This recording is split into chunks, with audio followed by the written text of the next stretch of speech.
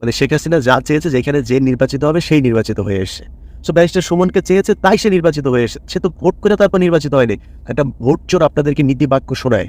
আরে ওই যেদিকে আছে ফায়াজ করিম, এই চোরের বাচ্চা চোর। আরেকটা কি নীতি বাক্য, সে বিভিন্ন জায়গায় পানির বোতলে এই সেই টান টান করে। আবার তোর বাপ চুরি করে বাংলাদেশের মানুষের পকেটে টাকা, তুই আবার দান করতে আসে। আসসালামু আলাইকুম। ব্যারিস্টার সুমন মানবতার ফিরিয়ালা নামক এই ব্যারিস্টার সুমন বাংলাদেশের প্রত্যেকটি ইস্যু নিয়ে কথা বলে থাকেন। কিন্তু কোটা সংস্কার আন্দোলনরত শিক্ষার্থীদের যে হত্যা করা হচ্ছে, মারা হচ্ছে, নির্যাতন করা হচ্ছে, তাদের ন্যায্য দাবির পক্ষে ব্যারিস্টার সুমনের কোনো বক্তব্য নেই, কোনো প্রতিবাদ নেই। আর এজন্যই সাংবাদিক ইলিয়াস হুসাইন ব্যারিস্টার সুমনের বিরুদ্ধে কথা বলেছেন, কঠোর ভাষায় তিনি সমালোচনা করেছেন। তিনি কি বলেছেন আমরা তার মুখ থেকে জেনে আসবো। এই যে ব্যারিস্টার সুমনের পিছনে দেয়, আরে বাবারে বাবা, মানুষ যেখানে যায় সেখানে কুত্তার পালের মতো পিছনে পিছনে ঘুরে। বাবারে আপনারা বুঝতে হবে আগে যে ওই তো ভোট চোরদের দোষর, ও ভোট চুরি করে ও যে নির্বাচনে পাশ করছে, ওকে নির্বাচনে পাশ করার মতো লোক, ওরে নির্বাচনে পাশ করানো হয়েছে। মানে আমি বলছি না যে ওর চাইতে আওয়ামী লীগে যে দাঁড়িয়েছিল সে বেশি মানে আপনার জনপ্রিয়, সেটা বলছি না। দুই চোরের মধ্যে হইতে পারে ব্যারিস্টার সুমনই হয়তো পাশ করতো সুষ্ঠু ভোট হইলে, যেহেতু বিএনপি জামাত কেউ নাই। কিন্তু এই যে ভোটটা যে হইলো, এই ভোটের ভেতরে মানে শেখ হাসিনা যা চেয়েছে যেখানে যে নির্বাচিত হবে সেই নির্বাচিত হয়ে এসছে। সো ব্যারিস্টার সুমনকে চেয়েছে তাই সে নির্বাচিত হয়ে এসেছে। সে তো ভোট করে তারপর নির্বাচিত হয়নি। একটা ভোট চোর আপনাদেরকে নীতি বাক্য শোনায়। আরে ওই যেদিকে আছে ফায়াজ করিম, এই চোরের বাচ্চা চোর। আরেকটা কি নীতি বাক্য, সে বিভিন্ন জায়গায় পানির বোতলে এই সেই টান টান করে। আবার তোর বাপ চুরি করে বাংলাদেশের মানুষের পকেটে টাকা, তুই আবার দান করতে আসে। ওই যে আবেদ আলীর ছেলেও কয়েকদিন আগে দেখেছেন যে সে কি নীতি বাক্য তারা আপনার সোশ্যাল মিডিয়াতে মানে মানুষকে মোটিভেট করে। তো এগুলো আপনাকে বুঝতে হবে। হ্যাঁ, সো আপনি তাদের কথাই শুনে তারপরে দৌড় দিলেন, কুত্তার বালের মতো দৌড় দিলেন, আপনি স্বাধীন হয়ে যাবেন। কোত্থেকে স্বাধীন হবেন? কার ভেতরে আসেন? কোথায়? কার্পেটের ভেতরে আসেন আপনি, আপনি স্বাধীন হয়ে যাবেন। যেই কথা জামায়াতে ইসলাম আজ থেকে 50, 54, 55 বছর আগে, 60 বছর আগে বুঝেছিল, সেটা আপনি আজকে বুঝতে পারছেন।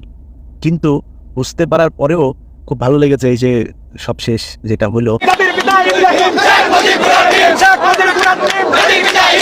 মুক্তিযোদ্ধা সন্তান নাতিপুতিরা কেউ মেধাবী না, যত রাজাকার বাচ্চারা নাতিপুতি হলো মেধাবী, তাই না? প্রধানমন্ত্রী কেন আমাদের রাজাকার বলবে?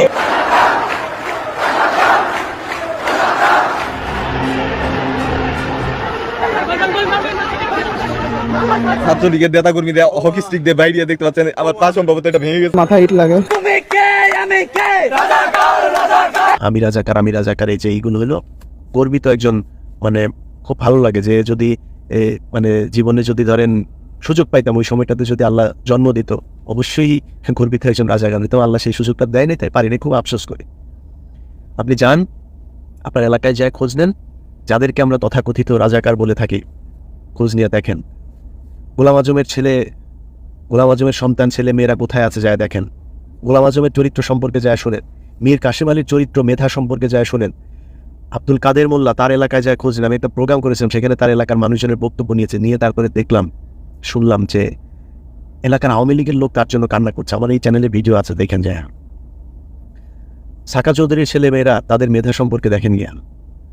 ভাই, আর আপনার এলাকায় এই যে মুরগি চোর, ছাগল চোর, এই যে এখন আওয়ামী লীগের নেতা, এই পরিবারের অবস্থা দেখেন, মেধা টেধা এগুলির অবস্থা যায় দেখেন। সো দিনের মতো পরিষ্কার, খুবই দিনের মতো পরিষ্কার। আপনাকে বুঝতে হবে যে আপনার বন্ধুকে, আপনার শত্রুকে আপনি কাকে সমর্থন করবেন। অতএব আগে মূল গোড়ায় হাত দিতে হবে। আমাদের মূল সমস্যা ইন্ডিয়া এই দেশটাকে আলাদা করেছিল তাদের প্রয়োজনে। সো সেই জায়গায় আগে আপনার আন্দোলন হইতে হবে ভারতের বিরুদ্ধে, তারপরে আওয়ামী লীগের বিরুদ্ধে। এই দুইটা যদি ঠিক হয়ে যায়, বাংলাদেশে কোনো সমস্যা থাকবে না। কিছু চোর থাকবে, পলিটিশিয়ান মানেই চোর, চোরেরা থাকবে, কিছু চুরি টুরি করবে, দেশ বিক্রি করবে না। এই যে আজকে মেধা শূন্য একটা জাতি তৈরি করার যে ষড়যন্ত্র, সেইটা থাকবে না। অতএব সেই এটা জানতে হবে।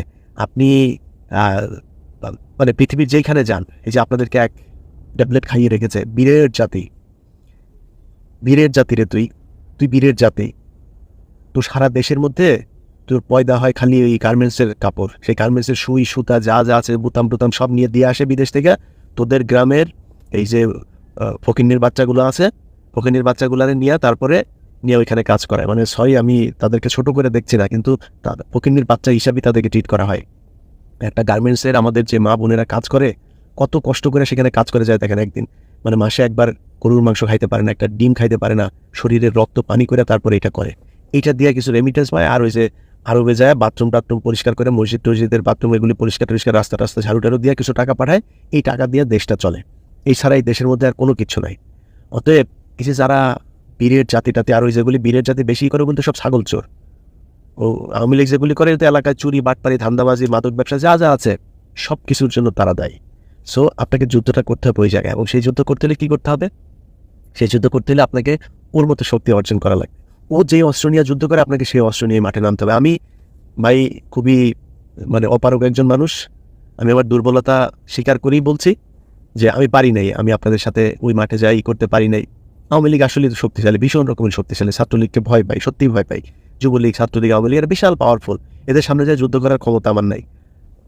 কিন্তু যেটুকু বলার এই গত 5-6 বছর ধরে বলেছি, এখনো বলছি, আপনারা যারা মাঠে থেকে যুদ্ধ করছেন, যাদের সেই সুযোগটা আছে যারা করছেন, তাদেরকে বলবো ভাই আর মার খেয়েন না। এই যে ফেসবুকের ভেতরে আপনার ঢাকা বিশ্ববিদ্যালয়ে গ্যাঞ্জাম হয়েছে না, ঢাকা বিশ্ববিদ্যালয়ের হলে বসেও অনেক মানুষ আছে যে আহা উহু এরকম এই মানে কান্নাকাটি মায়া কান্না, সোশ্যাল মিডিয়াতে মায়া কান্না দেখা। সারা বাংলাদেশে আজকে সকালে ঘুম থেকে উঠেই এই সোশ্যাল মিডিয়া দেখে আপনার মানে মাথা নষ্ট, কি অবস্থা, মানে সব জায়গায় এই একই অবস্থা, সবাই আরে ভাই যত মানুষের ফেসবুকের ওয়াইলাইগুলো দেখলাম, অত মানুষ যদি ঢাকা বিশ্ববিদ্যালয়ে যায় যদি ছাত্রলীগে ধরে, ওরে খুঁজে পাওয়া যাবে না। অতএব এই জাতি আপনাকে ওই যে এই পিছন থেকে এরকম করবে। কাজের সময় ওই যে বলেছিল আপনার, সম্ভবত এটা শরৎচন্দ্র বা বঙ্কিমচন্দ্র বলেছিল যে ভীরু বাঙালি কার্যকালে ভাগিয়া যায়। অতএব এরা কার্যকালে আপনার আশপাশে থাকবে না, নপুংসক। আর এখানে এক দাদা আছে কুন্ডুদা এই কটা এইটা খুব বলে বাঙালিরে, নপুংসক বলে, নপুংসক। এই নপুংসক জাতি দিয়া কোনোদিন কোনো কিছু হবে না। যারা যারা এখনো বাংলাদেশে বহু সাহসী মানুষ আছেন, যাদের ভেতরে সততা আছে, যাদের ভেতর দেশপ্রেম আছে, আসলটা বুঝতে পারছেন, আপনাদেরকে এক হইতে হবে। একটা মানে বিপ্লবে জেতার জন্য হাজার হাজার লক্ষ লক্ষ মানুষ দরকার হয় না, 20 জন 25 জন 100 জন 500 জন 1000 এনাফ, বেশি মানুষ দরকার। ঢাকা বিশ্ববিদ্যালয়ে ঠান্ডা বানানো 2-3টা ঘটনা ঘটাইলেই ঢাকা বিশ্ববিদ্যালয়ের ছাত্রলোক ঠান্ডা হয়ে যাবে। সেগুলি করতে হবে। এইসব করে এখন আর আমি মনে করি না কোনো লাভ আছে। এই বক্তব্য আপনারা কি হয়ে দেখছেন, অবশ্যই আপনাদের মূল্যবান মন্তব্য কমেন্ট বক্সে জানাবেন। সবসময় সত্য নির্ভেজাল তথ্য পেতে স্বাধীন বাংলা ইউটিউব চ্যানেল সাবস্ক্রাইব করে আমাদের সাথে থাকুন। আসসালামু আলাইকুম রহমতুল্লাহি ওয়া বারাকাতুহু।